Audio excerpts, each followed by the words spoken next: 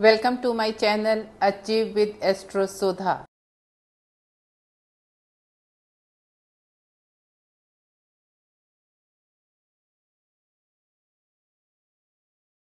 आप सबको एस्ट्रोलॉजर सुधा वाधवा बेदी की प्रेम भरी नमस्ते। आज के एपिसोड में हम ये जानेंगे कि प्लैनेट सन क्या रिप्रेजेंट करता है, उसका नेचर कैसा है, उसकी शक्ल सूरत कैसी है और उसका इफ़ेक्ट हमारे ऊपर कैसे होता है, कौन फ्रेंड्स हैं, कौन एनिमीज़ हैं, एक्सॉल्टेशन क्या है, डेबिलिटेशन क्या है, उसकी अपनी राशि क्या है, बॉडी पार्ट क्या रिप्रेजेंट करता है और क्या तत्व है उसके अंदर मेजर।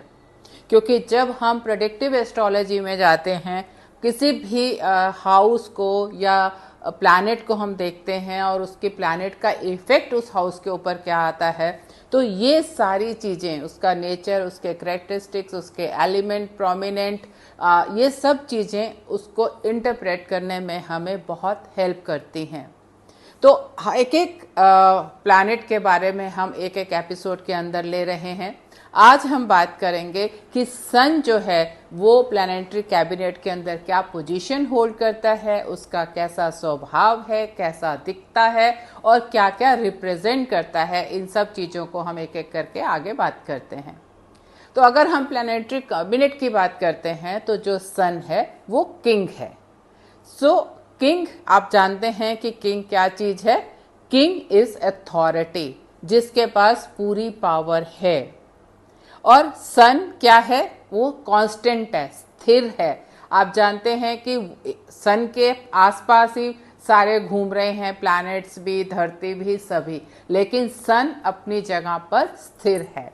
तो सन की जो नेचर है या क्वालिटी है कि वो स्थिर है, छोटे घुंघराले बालों वाला है, लाल रंग का है, वाणी उसकी गंभीर है, एकदम स्ट्रांग है।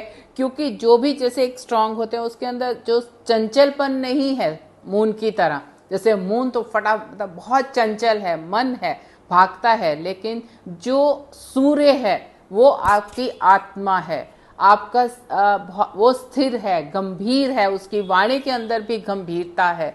जो उसका शरीर है वो लाल और रंग का लिए हुए है और उसके होने से जो है आपकी हड्डियों में, बोन्स के अंदर ताकत रहती है अगर आपका सन जो है वो पावरफुल है। और सन क्या रिप्रेजेंट करता है आपका? सन रिप्रेजेंट करता है आपकी आत्मा, सोल, आपको, फादर को। जब हम ये कह रहे हैं कि किंग है तो हमारे फैमिली के अंदर या उसके अंदर क्या रोल होता है एक फादर का? ही इज द ओवरऑल जो मेजर कंटेंट है, जो सबको अथॉरिटी के साथ हर चीज को देखना, मैनेज करना, सबका ध्यान रखना, तो वो रोल जो है वो फादर का है। क्योंकि सन क्या करता है, सन मतलब आप अगर वैसे भी देखें लाइफ के अंदर तो सन क्या कर रहा है, लाइफ दे रहा है, नरिश कर रहा है सबको। क्योंकि बिना सन के, बिना सनलाइट्स के लाइफ एग्जिस्ट नहीं हो सकती। Then sun is the thing जो नरिश कर रहा है अपनी रेस से सारी इस दुनिया को। देन व्हाट इज सन? आपके घर के अंदर या लाइफ के अंदर कौन होता है? It is the role of the father. तो इट इज रिप्रेजेंटेड बाय जो उसका कारक फादर हैं उस सन के। साथ ही साथ sun is showing the authorities, it is showing your bones. और एलिमेंट क्या है?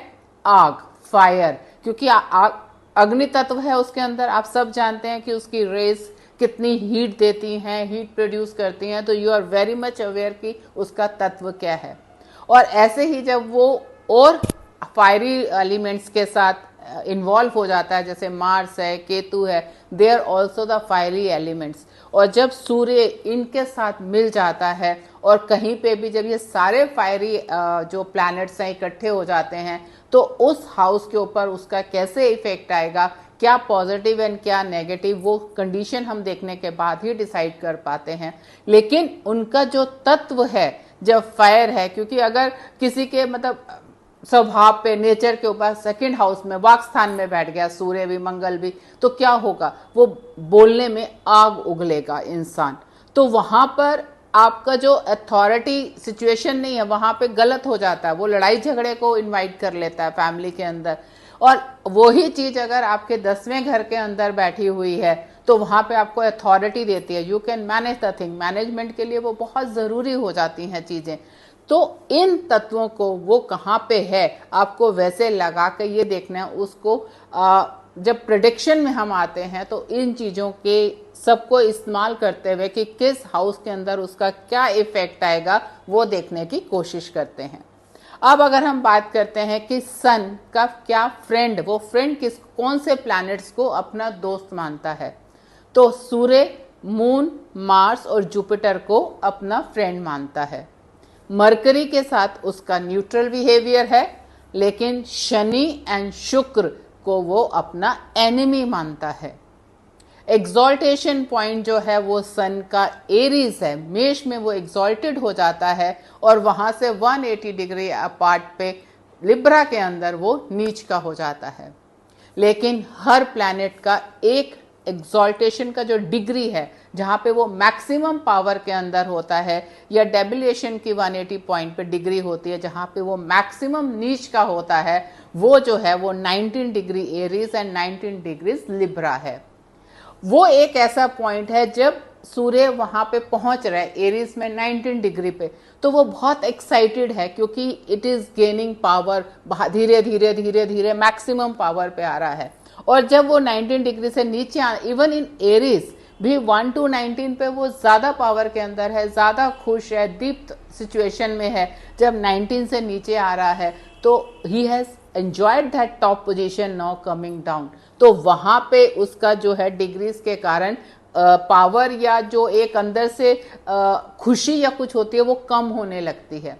दिस जब when you come into prediction तो मेनी टाइम्स ये डिग्रीज बहुत इंपॉर्टेंट हो जाती हैं कि कितनी डिग्री के ऊपर क्या चीज हो रही है। सिमिलरली डेबिलिटेशन के अंदर जब वो 1 से 19 लिब्रा की तरफ जा रहा है तो वो बहुत डरा हुआ है क्योंकि it is losing its power day, मतलब 1 by 1। और एक जैसे होता है ना कि आपको कैदी को पता है कि मुझे अब जेल में डालने वाले हैं, तो वो डरा हुआ है कि अब तो मैं बस गया गया गया, मेरी सजा होने वाली है, मुझे फांसी पे लगा देंगे, मुझे पकड़ लेंगे।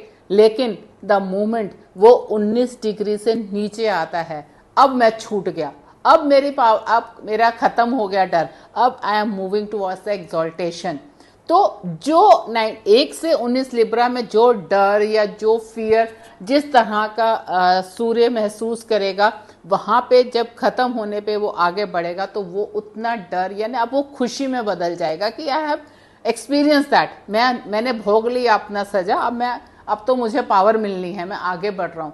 और ऑन द अदर हैंड जहां पे वो एक्सॉल्टेशन पॉइंट पे पहुंच गया, ही enjoyed that, now it is lost, enjoyment हो गया, अब I am moving towards that. तो ये चीज भी आपको कंसीडर करनी होती है जब आप प्रेडिक्शन के अंदर आते हैं। जो सूर्य का अपना साइन है वो लियो है।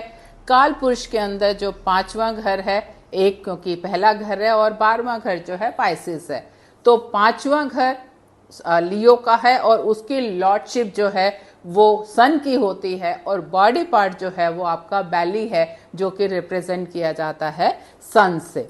तो ये सारी चीजें when you are taking the, जैसे अगर आपको ये देखना है कि उसको कोई बैली के स्टमक इश्यूज हैं, प्रॉब्लम्स हैं, देन यू विल सी कि 5th हाउस एफ्लिक्शन में हो, 5th लॉर्ड एफ्लिक्शन में हो, साथ ही साथ 5वीं राशि भी एफ्लिक्शन में हो, क्योंकि ये सब चीजें मैटर करती हैं आपकी कि जब आप उसको किसी भी प्रेडिक्शन के अंदर जाते हैं।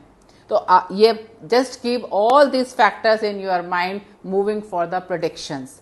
अगर आपको ये चैनल पसंद आया हो तो इसे लाइक करें, सब्सक्राइब करें और शेयर करें। आपका दिन शुभ हो। धन्यवाद।